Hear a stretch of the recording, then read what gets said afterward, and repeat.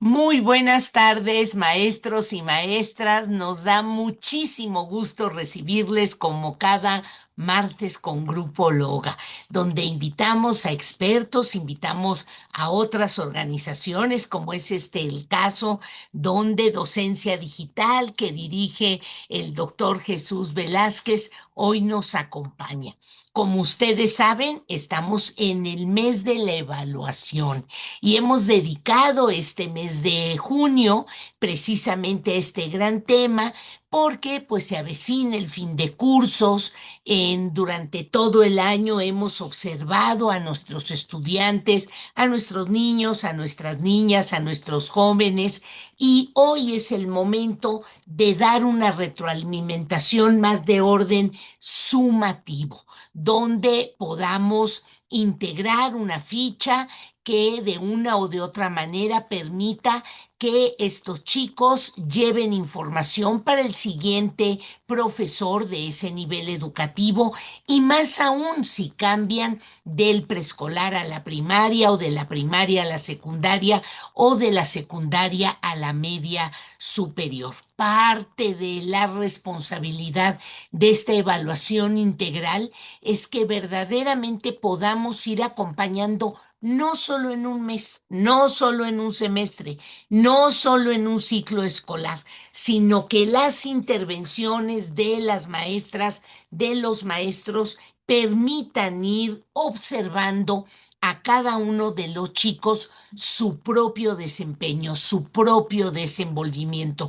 Y por supuesto, actores tan importantes como son las madres, los padres de familia y también otros profesores. En ese sentido, hoy el doctor Jesús Velázquez Navarro nos hablará de algunos instrumentos, herramientas que es urgente diversificar los recursos que las maestras y los maestros utilizamos para hacer evidente esos aprendizajes que son muchos. Los exámenes evalúan un tipo y una forma de aprendizaje, pero hay muchas otras herramientas, fichas que nos ayudan a evaluar, observar, profundizar sobre algunos otros temas. En verdad, le agradecemos mucho al doctor José de Jesús Velázquez Navarro que hoy nos acompañe.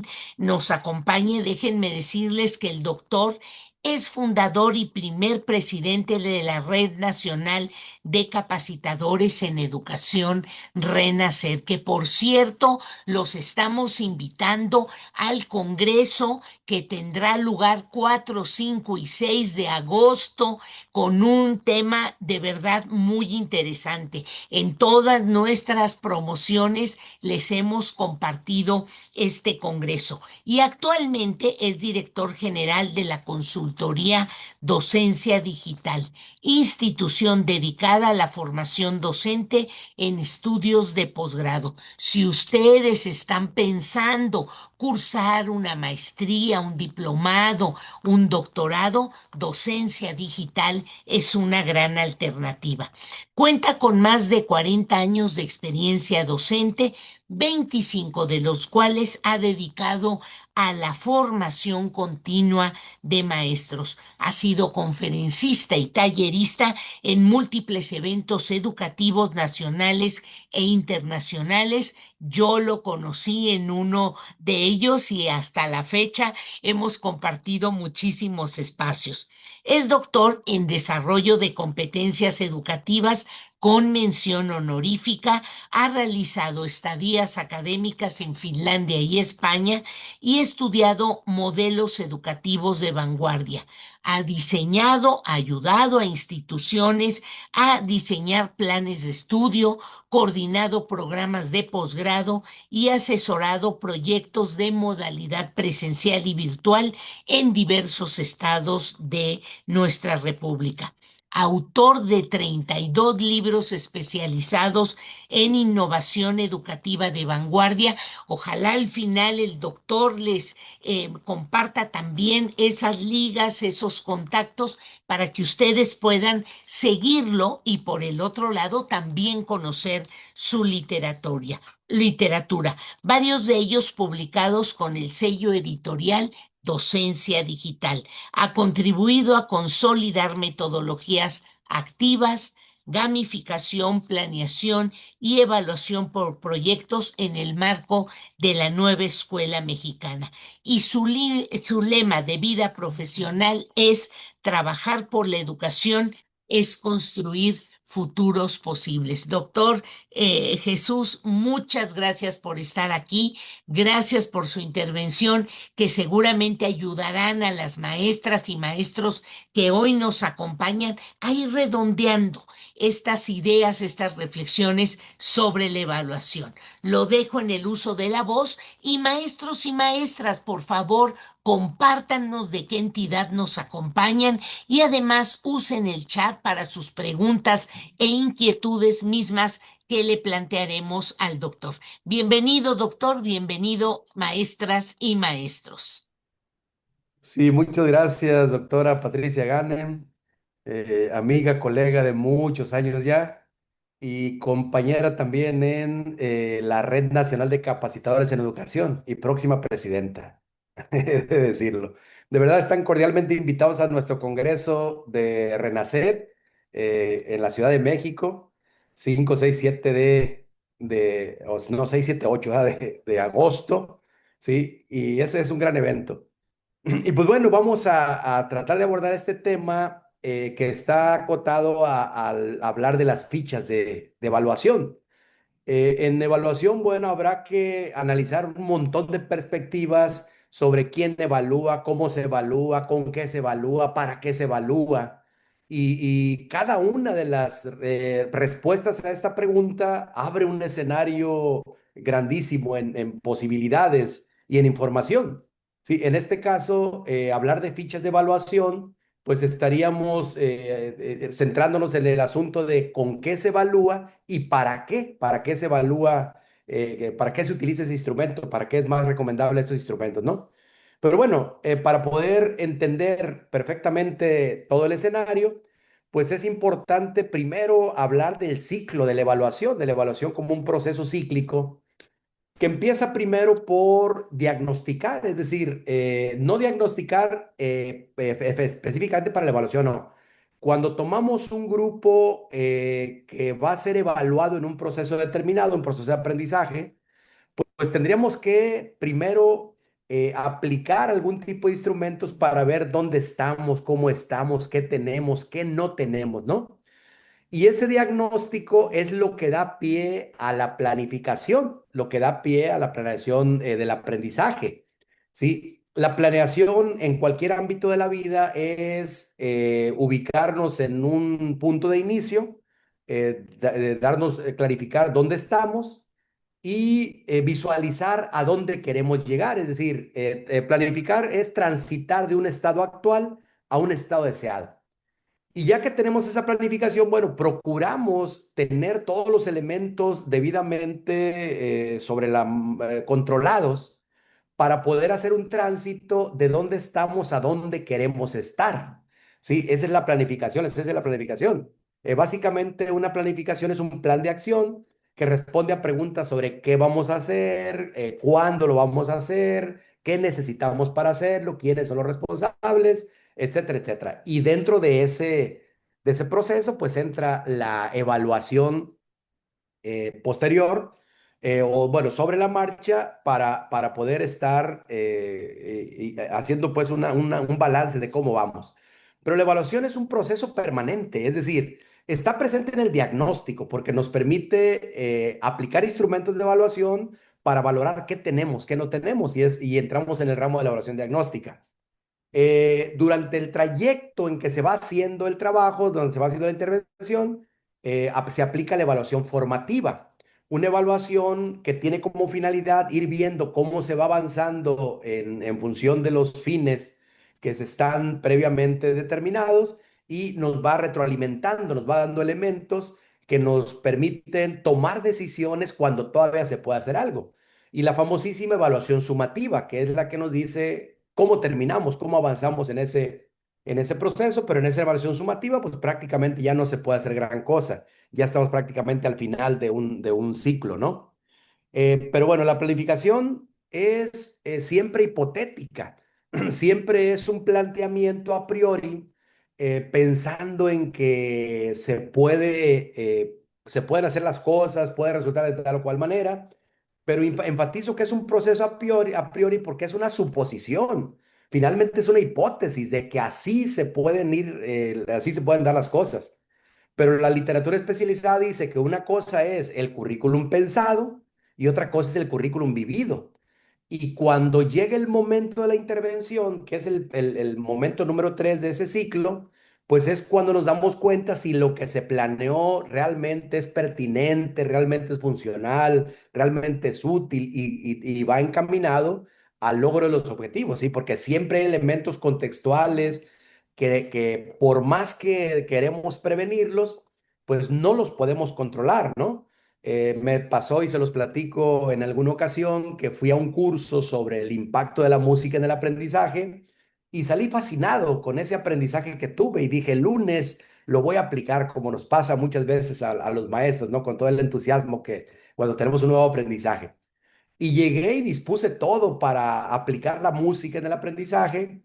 Les puse la música adecuada que sugirieron los expertos. Les encargué a los alumnos que trajeran un cojincito, algo que, para que estuvieran cómodos, que respiraran profundo, que escucharan la música. Y yo mientras les estaba dando algunos elementos verbalmente, ¿no?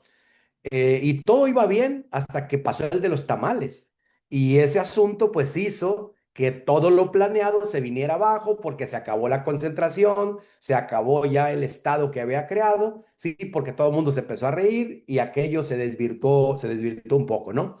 En este proceso hay algo que se le llama timing pedagógico, es decir, si alguna circunstancia llama más la atención en ese momento, ¿sí? Y no te permite seguir avanzando por alguna razón, pues lo suspendemos, lo pausamos y centramos la atención en ese otro estímulo que está siendo del interés de los alumnos, que también en esa parte debe considerarse en la planificación, que es una planificación flexible, ¿sí? Pero una cosa es el currículum pensado y otra cosa es el currículum vivido, ¿no?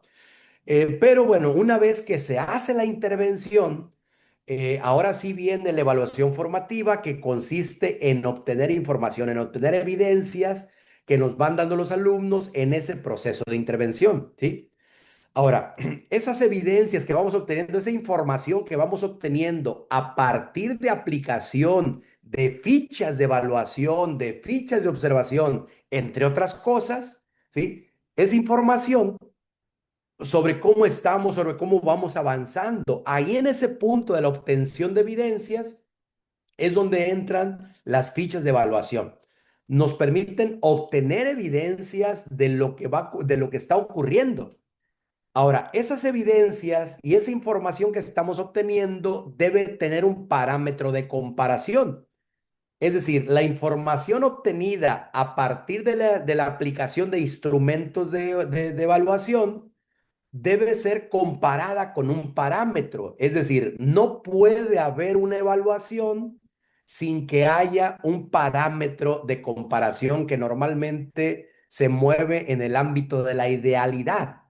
Es decir, la evaluación y las evidencias nos arrojan qué tenemos, cómo vamos avanzando, pero tiene que haber una comparación, una confrontación con la idealidad, con el deber ser para poder hacer una interpretación y poder emitir juicios. La emisión de juicios es una parte del proceso muy importante porque nos permite ver si lo avanzado está en función de lo esperado, de tal manera que podamos emitir juicios en el sentido de si vamos bien, si vamos lentos, si vamos mal, qué tan cerca o qué tan lejos estamos del logro de los objetivos. Sí, pero eso solamente lo podemos hacer cuando tenemos un referente. No existe la evaluación sin referentes, no puede existir la evaluación en el aire. Tiene que haber un referente sobre el deber ser. sobre cómo tendrían que ser las cosas desde la idealidad, ¿sí? Entonces, cuando se compara lo que tenemos con lo que se pretende que tengamos, ahí tenemos ya una valoración, una interpretación, y eso nos permite emitir juicios, emitir juicios. El gran problema en México es que nos quedamos en la emisión de juicios. ¿Sí? Es decir, ¿cómo salieron tus alumnos? No, pues salieron bien, salieron mal, salieron más o menos, superaron las expectativas. Esa es emisión de juicios. La evaluación, maestras, maestros, no tiene como fin la emisión de juicios.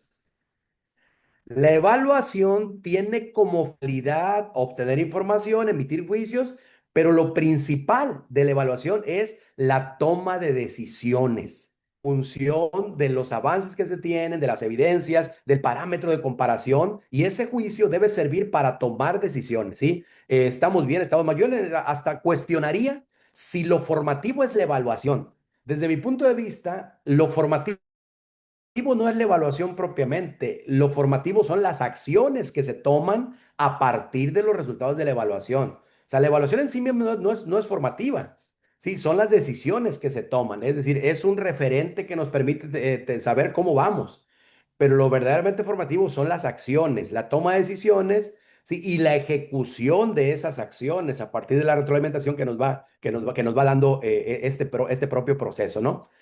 Sobre estos elementos, hay algunas cuestiones que son un tanto polémicas, porque, por ejemplo, se ha planteado que debe haber evaluación diferenciada de acuerdo a los contextos.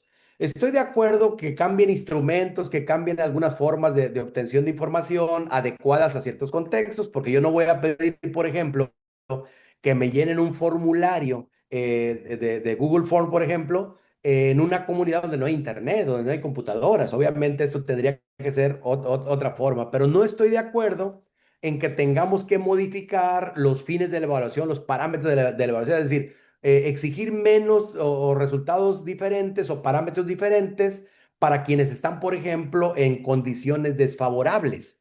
Esa parte creo que tenemos que repensarla, porque el hacer eso es invisibilizar, es hacer ojos ciegos a realidades que vive nuestro país, ¿sí? Y en ese sentido tendría que haber un planteamiento diferente. Sería lo equivalente, y les pongo como ejemplo, de que si una persona con sobrepeso, con malos hábitos alimenticios, por ejemplo, va a hacerse análisis sobre química sanguínea, pida que le hagan un examen de sangre diferente al que le aplican a un atleta, por ejemplo, ¿sí? Que también es de química sanguínea, sobre el perfil de lípidos, por ejemplo. Entonces, la persona que tiene malos hábitos, que está pasada de peso, pues sabe que no va a salir bien en la parte de su perfil de lípidos y dice, no, aplíquenme un examen diferente a un deportista, a un atleta, una persona que sí cuida su alimentación. Eso sería injusto. Finalmente, se aplica el mismo reactivo, se aplica el mismo parámetro para ver cuál es la cantidad de grasas permitidas en la sangre, ¿sí? En un atleta y en una persona con malos hábitos, porque lo que se trata a partir de ese examen, que es un examen de sangre, pues se determina cómo anda cada persona. Y al final, la evaluación, la persona no puede decir, no, qué injusto que me apliquen el mismo examen de sangre que le aplicaron al atleta. O sea, el examen en sí no es justo ni injusto, es objetivo. Es decir, se aplica lo mismo, el mismo parámetro para ambos. ¿Qué sería lo injusto o lo justo? Las decisiones que se tomen a partir de ahí. ¿Sí? Cuando yo sé que tengo alterados ciertos niveles, bueno, debo tomar decisiones. Sí, pero basados ya en información, basadas en evidencia. Uno de los grandes problemas de la educación en nuestro país es que pocas veces se considera la toma de decisiones basadas en evidencia. Estamos muy metidos en la pedagogía de la ocurrencia, en la pedagogía del momento, ¿sí? Atender la urgencia, lo urgente sobre lo importante. Y es justamente lo que debe cambiar. Hablando de fichas ya en sí, que es un elemento para recoger información, pues una ficha de evaluación integral es un registro debidamente organizado, significativo de lo que pretendemos valorar sobre el proceso de aprendizaje del estudiante. Es decir, la ficha de evaluación, para que sea integral realmente, no nada más me da información, no, me orienta sobre las decisiones que debemos tomar para seguir aprendiendo. Me da información, pero la integralidad de la misma se enfoca en los diferentes ámbitos del desarrollo de la persona, que no solamente se centra en lo cognitivo, o no solamente se centra en lo actitudinal, o en la parte axiológica, o en la parte heurística de procesos, de procedimientos, no. Se aplica de manera integral y orienta la toma de decisiones. ¿Con qué intención? Con la intención de que la persona siga avanzando, que la persona siga aprendiendo. Una evaluación, una ficha de evaluación que no nos oriente, que no nos dé elementos para seguir avanzando, no tiene caso hacerla. ¿Para qué? Simplemente para emitir un juicio, no tiene caso hacerla. ¿Para qué sirven las fichas de evaluación? Bueno, como elementos de recopilación de evidencias y de organización de la información, nos van dando comunicación sobre cómo se va avanzando el aprendizaje. ¿Para qué? Aquí el punto es ¿para qué? Para tomar decisiones pedagógicas pertinentes, oportunas, cuando todavía se puede hacer algo. Y esa integralidad de las fichas permiten también hacer partícipe al propio aprendiz de los avances que tiene, porque eso es un elemento de motivación también. Cuando la persona es consciente de su propio avance, de su propio aprendizaje, pues también es un elemento motivante que le va a permitir también tomar decisiones encaminadas a ir mejorando, van retroalimentando. Y por otra parte, bueno, si tomamos en cuenta que al menos en los menores, esa información, o más bien son dependientes de las familias, pues también tenemos que hacer partícipes a las familias y actores educativos que incidan en la toma de decisiones. Al final de cuentas, el centro de todo es el aprendizaje. El centro de todo es el avance progresivo que van teniendo las personas. Por eso la evaluación es un ciclo que empieza por recopilar información, por organizarla, por confrontarla con el parámetro ideal, por emitir juicios, a partir de ello, tomar decisiones, ejecutar las decisiones para volver otra vez a empezar el ciclo de recopilar información, pero en un nivel más avanzado, propiciando no círculos, propiciando elipsis, propiciando avances progresivos, ¿sí? Que van permitiendo generar espirales crecientes de aprendizaje, espirales ascendentes de aprendizaje. Entonces, esa sería la principal función de estas fichas, que tienen diferentes nombres. Pero aquí, bueno, quiero hablar de un planteamiento actual, un planteamiento disruptivo, que no podemos pasar por alto. Maestras, maestros, la evaluación está cambiando. La inteligencia artificial está transformando la manera en que evaluamos y la manera como tomamos decisiones, y obviamente repercute e impacta en las fichas de evaluación. Sí, aquí quiero hacer, antes de avanzar, bueno, quisiera hacer un paréntesis en el siguiente sentido. En evaluación hay estrategias de evaluación, sí, pero también hay técnicas de evaluación, sí. Además de estrategias, hay técnicas, hay algún tipo de actividades, de tareas evaluativas propiamente, y cada una, bueno, tiene diferente función. En el caso de las fichas, entrarían en el rango la categoría de las técnicas de evaluación, ¿no? Es decir, una estrategia de evaluación, las más conocidas, bueno, son las que toman en cuenta desde las personas que intervienen, desde los sujetos. Es decir, cuando la evaluación se la hace una persona externa a un proceso determinado, es lo que se conoce como heteroevaluación. Sí, es evaluación externa. Cuando en la evaluación participan los mismos evaluados entre sí, pues es una estrategia de coevaluación. Y cuando el alumno también interviene para poder valorar su propio aprendizaje, pues es una autoevaluación, ¿sí? Y las fichas de evaluación sirven para los tres tipos de estrategias. Sirven para la heteroevaluación, pero también sirven para la coevaluación y sirven también para la autoevaluación. Y no se trata, no son excluyentes, eso es importante, como que cuando hablamos de heteroevaluación, coevaluación y autoevaluación, pensamos que debemos utilizar una sola. No, desde mi punto de vista, las tres es importante aplicarlas en todo proceso. Son puntos de vista diferentes que se complementan.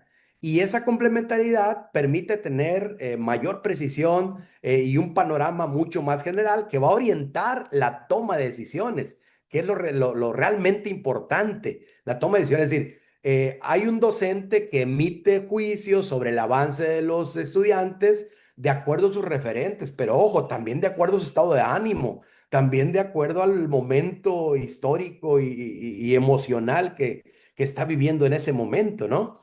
Inclusive hay estudios que hablan de que el maestro toma decisiones diferentes cerca de la quincena que cuando está alejado y apretado pues en la cuestión económica, ¿sí? Y obviamente hay otras cuestiones emocionales que también intervienen, ¿no?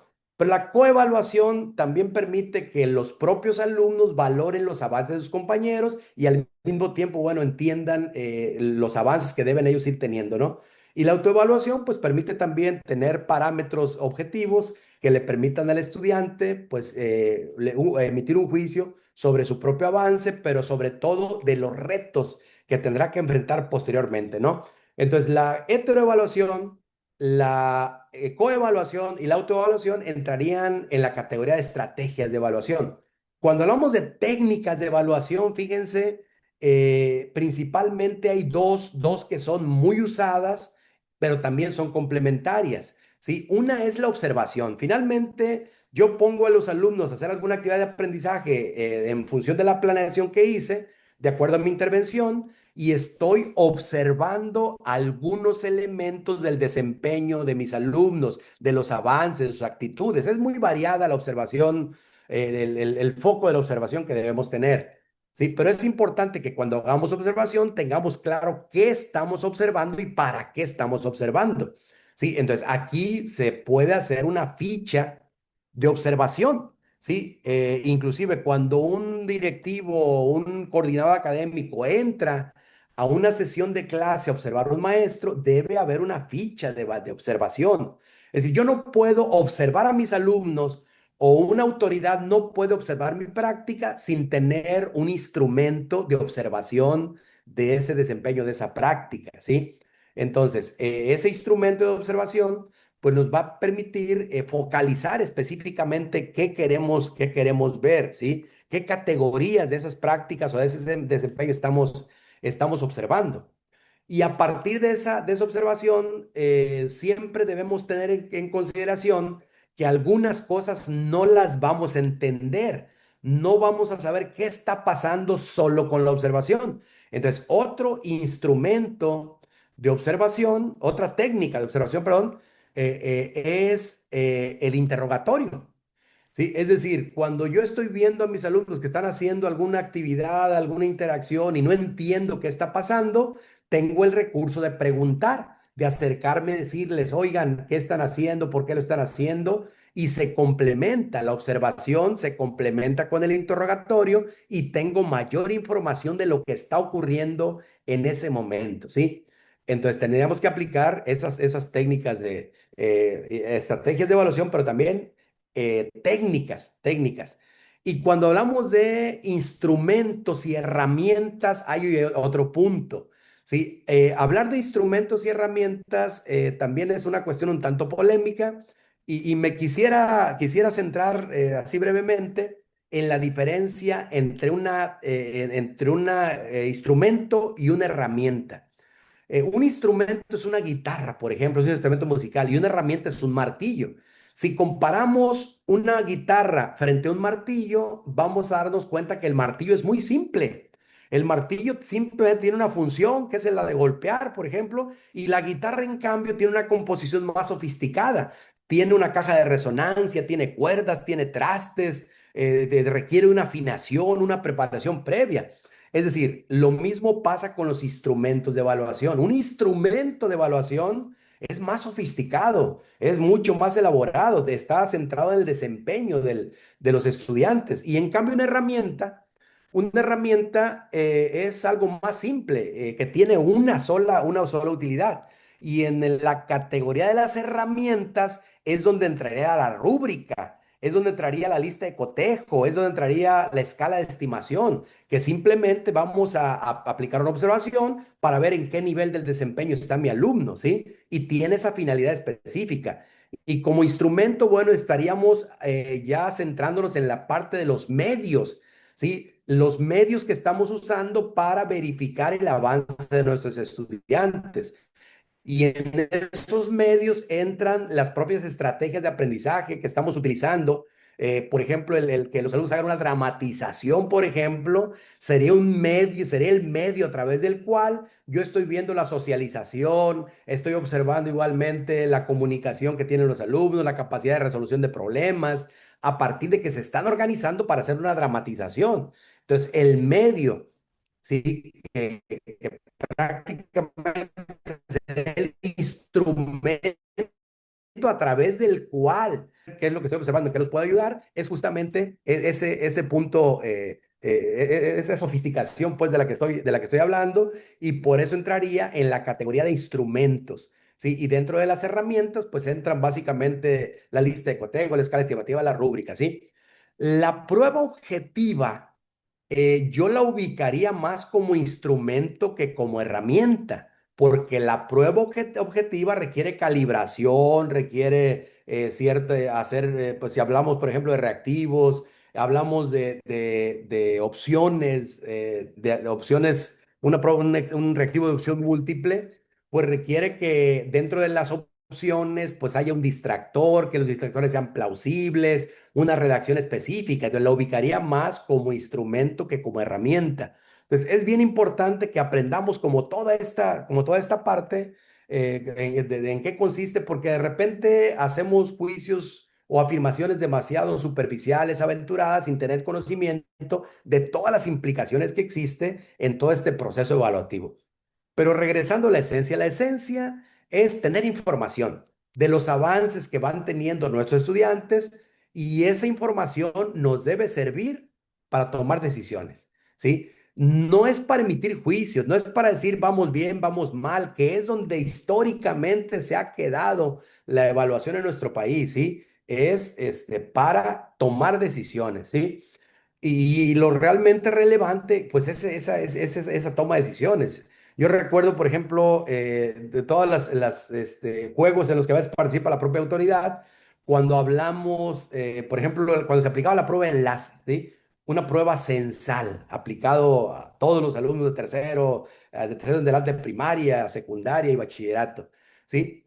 Era un error, por ejemplo, asistir a una ceremonia de clausura de cursos en donde se le entregaba un reconocimiento de primero, segundo, tercer lugar al alumno que obtuvo esa posición en la prueba enlace. Enlace significaba y significa evaluación nacional del logro académico de los centros escolares, de las escuelas, no de los garbanzos de a libra que van a sobresalir con maestro, sin maestro, a pesar del maestro. Sí, entonces ese tipo de cuestiones tiene que cambiar. Y lo más lamentable era la participación de la propia autoridad entregando ese reconocimiento y desvirtuando la finalidad de una evaluación como esa, ¿no? Entonces es importante el calibrar, el tener claro, pues todo lo referente de las implicaciones de la evaluación. Regresando al punto de los cambios que está teniendo y que va a seguir teniendo la evaluación. Miren, actualmente, con la inteligencia artificial debidamente entrenada, en un ratito, en segundos, ya podemos hacer rúbricas, listas de cotejo, escalas estimativas, fichas de evaluación, por supuesto, y nos permite hasta hacer comentarios personalizados a los alumnos. En ese sentido, yo quiero dejar claro que la inteligencia artificial no sustituye procesos, los facilita.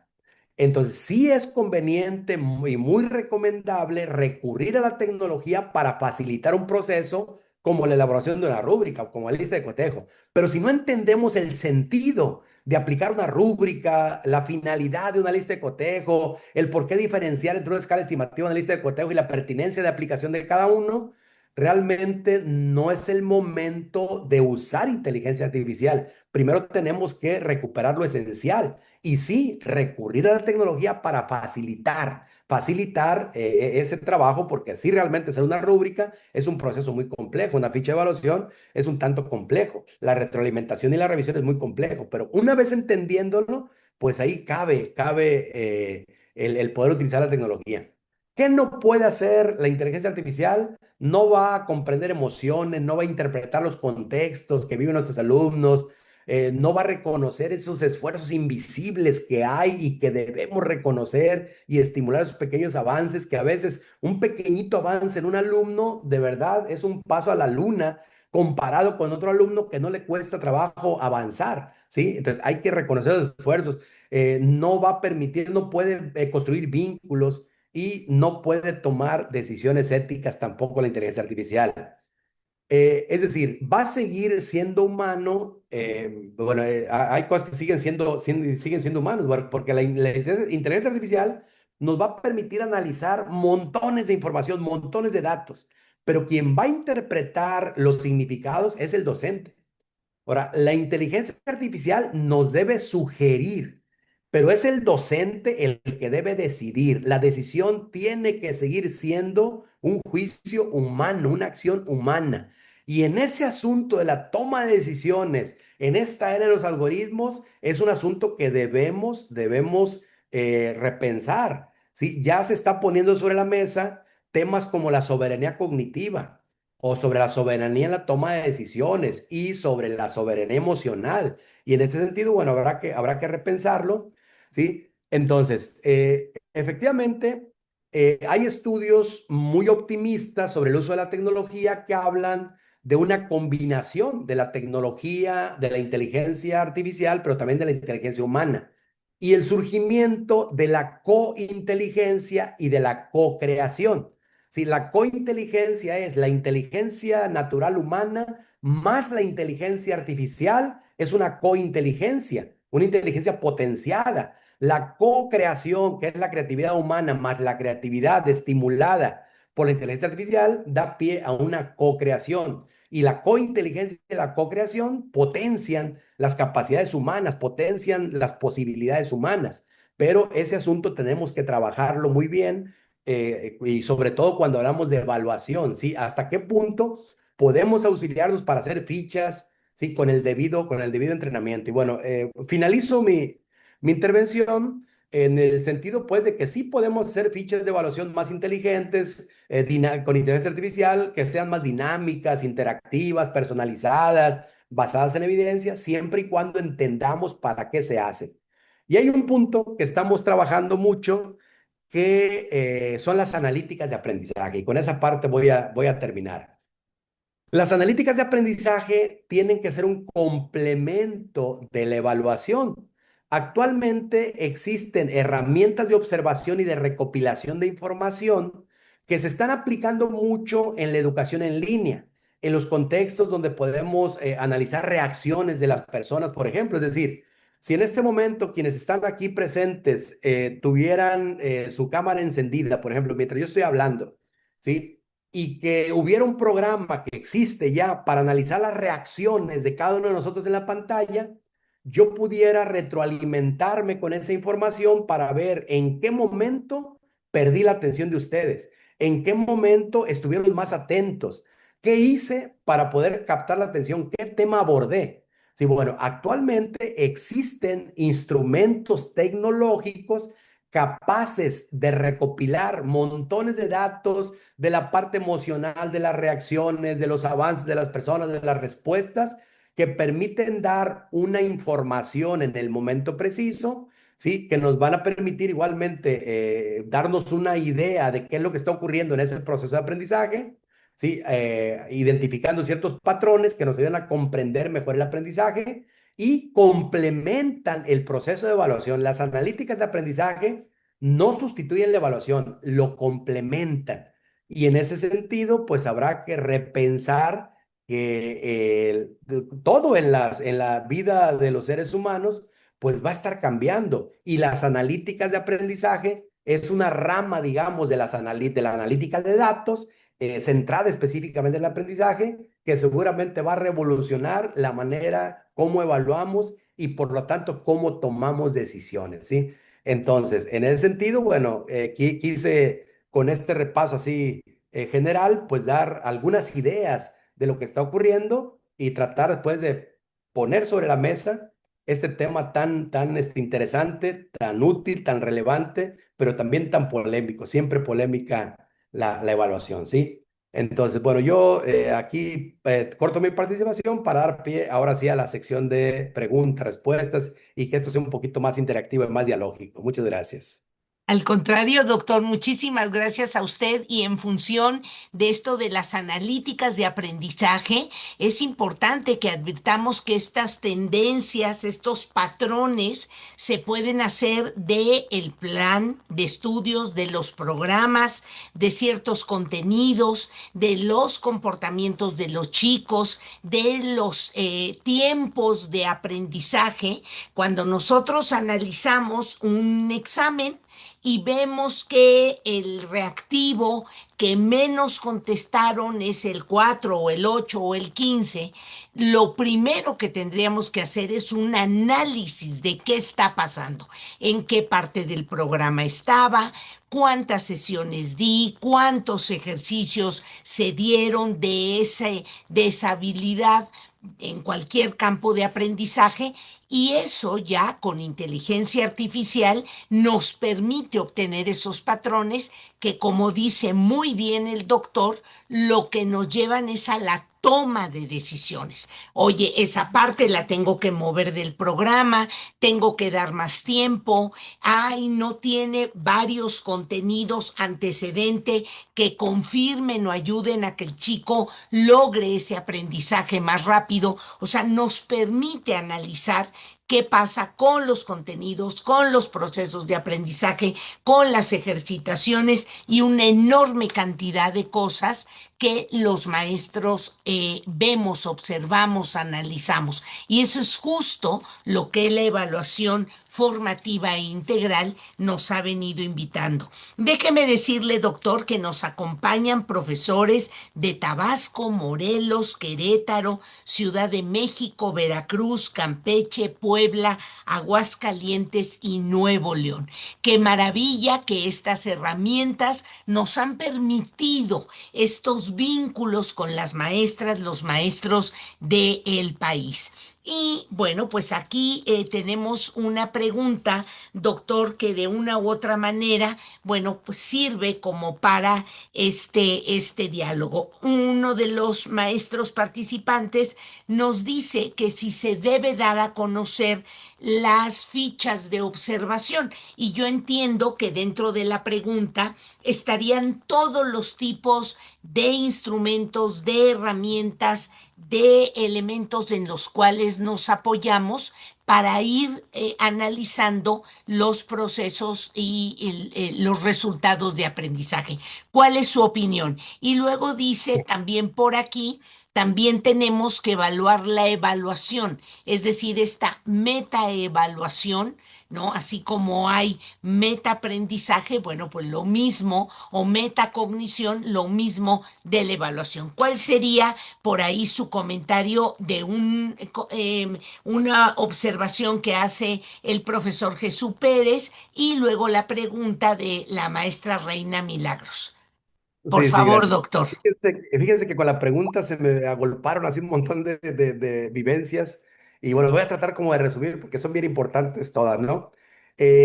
Por supuesto que la evaluación tiene que ser transparente, tiene que ser abierta, los alumnos deben conocer, el evaluado es un derecho, es más, un derecho del evaluado es conocer qué te van a evaluar, ¿sí? Si te evalúa UCICAM, te tiene que dar una guía sobre qué te va a evaluar, cómo te va a evaluar, ¿sí? Es decir, tiene que ser un proceso transparente. Y un recuerdo que se me agolpaba es cuando los maestros dictaban largas cosas, largos textos y forraban su libro para que no vieras de qué libro estaba sacando, ¿no? Y el aprendizaje guardaba como ese misterio. Un error, obviamente, ¿no? Pues qué mejor hubiera sido que supiéramos el libro del cual estaba sacando la información, ¿no? Y otra cosa es un estudio reciente sobre la inteligencia artificial. Resulta que el 60% de los maestros están usando inteligencia artificial frente a 90% de los estudiantes. Pero ¿saben qué? Los maestros usamos inteligencia artificial a escondidas de los alumnos y los alumnos a escondidas de los maestros. Sí, o sea, estamos cayendo en unas cuestiones, unas aberraciones terribles. Por supuesto que las fichas se tendrían que dar a conocer, ¿no? Y se me vino el recuerdo también de un maestro que yo tuve de estadística aplicada a la investigación, que el primer día de clases nos repartió el examen final. El primer día de clases, ¿eh? Sí, y decía examen final de estadística y nos desconcertó a todos. O sea, como un examen final el primer día de clases. Obviamente todo el mundo lo reprobamos, recogió los exámenes, al otro día trajo las calificaciones, obviamente era un, como decía Mafalda, un inútil derramamiento de ceros, ¿sí? Y dijo el maestro, ese mismo examen lo voy a aplicar al final, ¿sí? Y fueron las clases más interesantes, las de mayor expectativa, porque sabíamos que íbamos aprendiendo y nos dio el examen, nos regresó el examen con un cero, ¿sí? Y ya íbamos nosotros respondiendo y algo sorprendente, nadie creía que iba a ser el mismo examen y fue el mismo examen. Sí, entonces yo creo que tenemos como que repensar, hacer un planteamiento un poco más disruptivo. Finalmente, ¿qué se trata? De aprender, de avanzar en un proceso. ¿Sí? Y la evaluación finalmente es la evidencia de ese avance. ¿Con qué finalidad? Tomar decisiones. ¿Sí? Entonces creo que tenemos que hacer planteamientos más disruptivos. Creo que el maestro Apolonio quiere Sí, hablar. quiere participar y luego tenemos otra pregunta por aquí. Maestro Apolonio, por favor. Buenas tardes, gusto en saludarlos, desde Monterrey, Nuevo León. Ah, caray, se ve, ya. Este, Doc, saludarlo aquí directamente aquí con la doctora Patricia Ganem. En realidad, todos estos cursos, o talleres, o webinars, seminarios, son muy importantes. Miren, exactamente, en junio de 2023 fue la 8ª sesión del Consejo Técnico y el tema fue la evaluación formativa. En enero de 2023 fueron los ejes articuladores. Febrero, marzo, abril y mayo, los campos formativos, las generalidades y las especificidades. Y en junio de 2023 fue la evaluación formativa. Y todavía estamos con la evaluación formativa.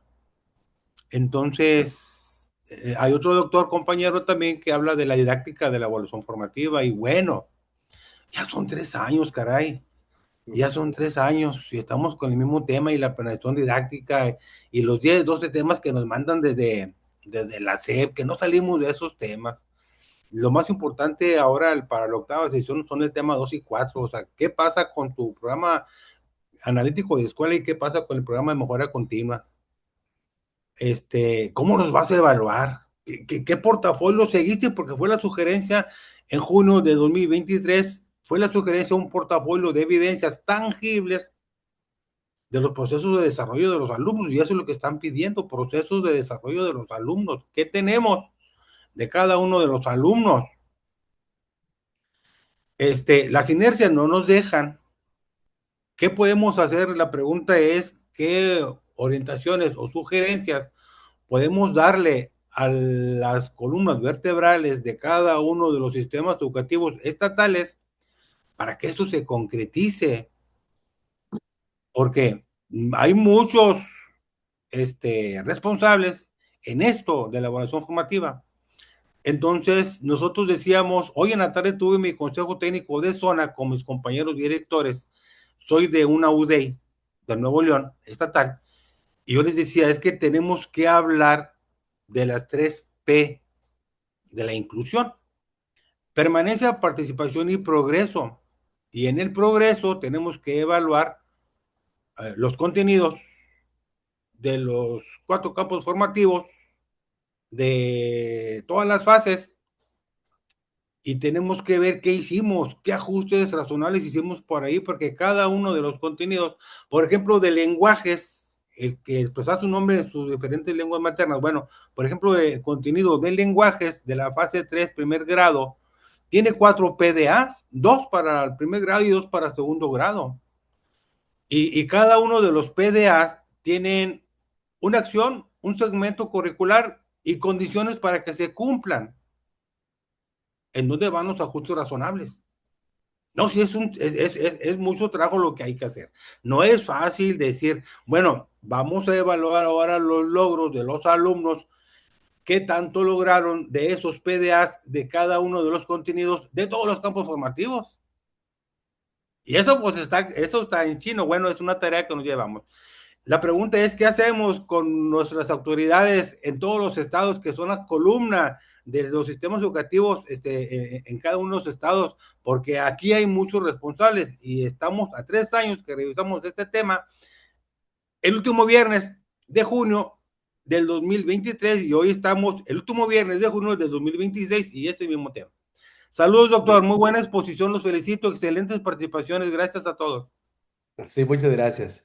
Mire, respondiendo a la pregunta, yo le diría, la respuesta es conquistar autonomía, ¿sí? Ni siquiera ejercerla, conquistarla, ¿sí? Tenemos los preceptos legales ya que dicen, que hablan de autonomía de gestión por una parte, y hay documentos legales que lo respaldan, y autonomía profesional, que es una de las banderas de la nueva escuela mexicana, ¿sí? Pero me queda claro que la autonomía no se ejerce, la autonomía se conquista y después se ejerce, por supuesto, ¿sí? Y se conquista con preparación, se conquista con evidencia, se conquista cuando damos muestras claras de que podemos, sabemos y podemos hacer las cosas, ¿sí? Que se habla mucho de que el consejo técnico es el elemento, es el colegiado, pues, capaz de analizar la realidad de la escuela, identificar problemas y tomar decisiones, realizar acciones encaminadas a que los indicadores de aprendizaje vayan avanzando, ¿sí? El consejo técnico. Pero mientras sigamos todavía con consejos técnicos endebles, haciéndole al cuento otras cosas, desvirtuando la finalidad del consejo técnico, no vamos a avanzar en la conquista de autonomía, ¿sí? Entonces, vamos a avanzar y de manera contundente, ¿sí? Vamos a demostrar, ¿sí? Que somos mayores de edad, somos capaces, somos profesionales de la educación, ¿sí? A mí me llamó la atención, por ejemplo, en Finlandia, cuando conocí la planeación didáctica que hacen ellos. Es un cronograma de temas. Dicen de 9 a 9:45 vamos a hablar del tema, digamos, de contaminación, por ejemplo, ¿sí?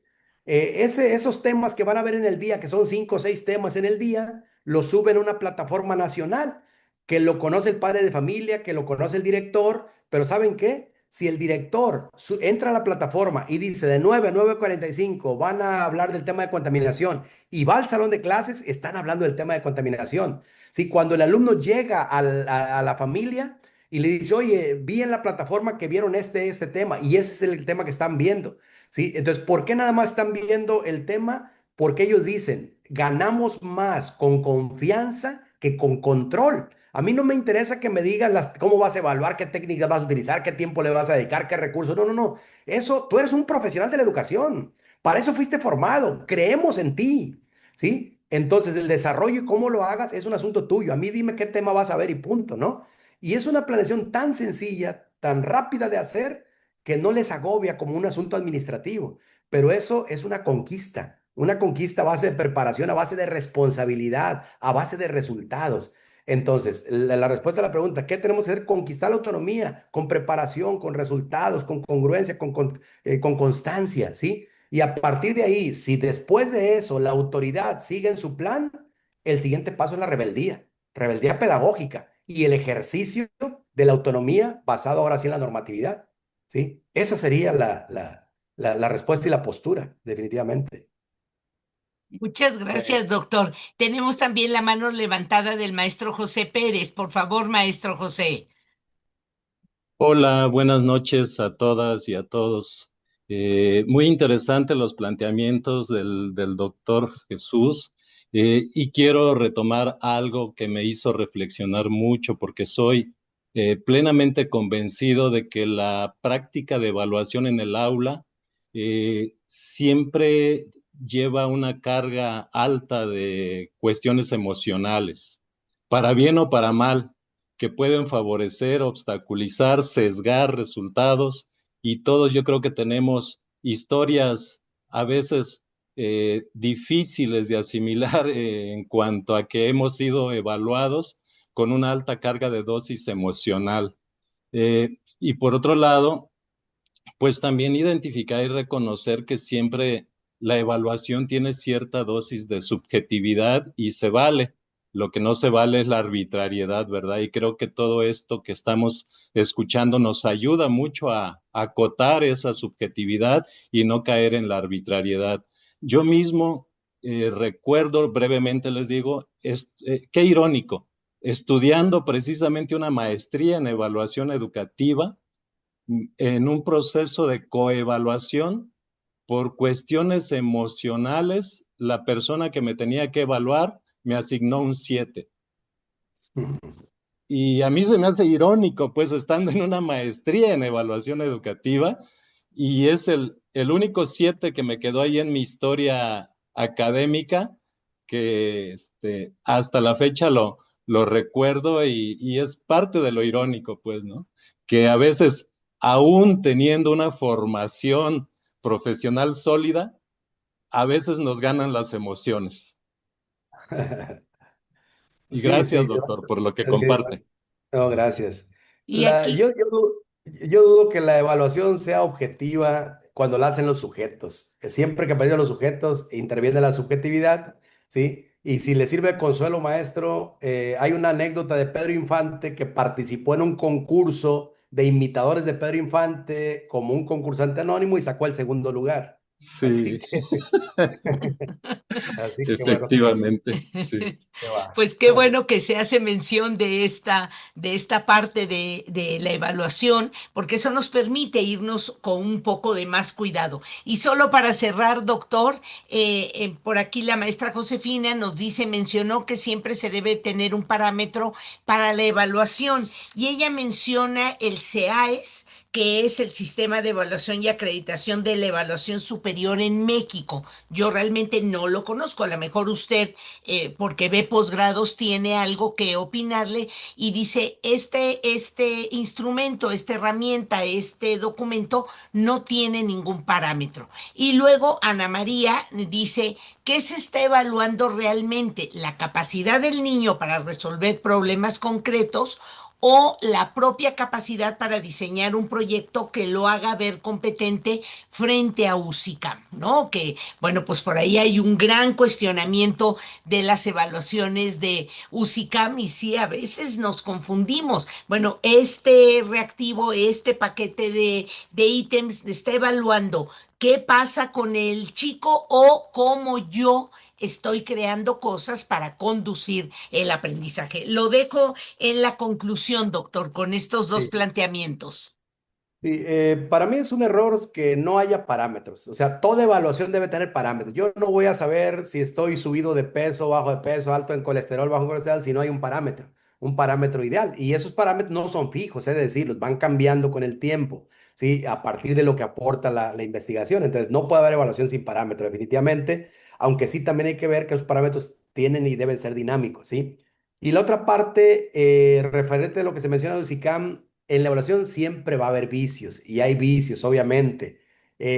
Finalmente, yo voy a Busicam tendría que seleccionar a los mejores maestros a partir de la observación de su desempeño, a partir de instrumentos complementarios que me permitan seleccionar quién es un buen maestro. Obviamente, seleccionarlo a partir de un examen o de evidencias que a veces son un tanto subjetivas, no va a ser siempre la mejor decisión, pero tiene que ver con los vicios, o sea, no es que así deba ser. Sí, es decir, son finalmente caminos torcidos, pues, en este asunto de la evaluación, ¿sí? Pero bueno, creo que eso no tendría que desvirtuar la esencia de la evaluación y lo que quiero reafirmar es que la finalidad de la evaluación es tomar decisiones basadas en evidencia, ¿sí? Y esas decisiones basadas en evidencia tienen que ejecutarse, porque esa ejecución también requiere otro proceso de prever, ¿sí? Porque en nuestro país si ustedes analizan, por ejemplo, los planes de estudio que existen, son bellísimos, tienen un gran fundamento. El problema ha sido la apropiación y la implementación, ¿sí? Y analícenlo, siempre esa fase donde el docente tiene que apropiarse de ellos y tiene que implementarlos, es lo que está fallando, no el diseño en sí, ¿sí? Lo mismo pasa con la evaluación y con las decisiones. Es decir, tenemos que como recuperar esos procesos, pero a partir del entendimiento a profundidad, a partir de saber qué somos y esto solamente se logra con la formación de profesionales de la educación. No pierdan de vista una palabra que está empleando la OCDE y cada vez lo van a escuchar más, se llama agencia, ¿sí?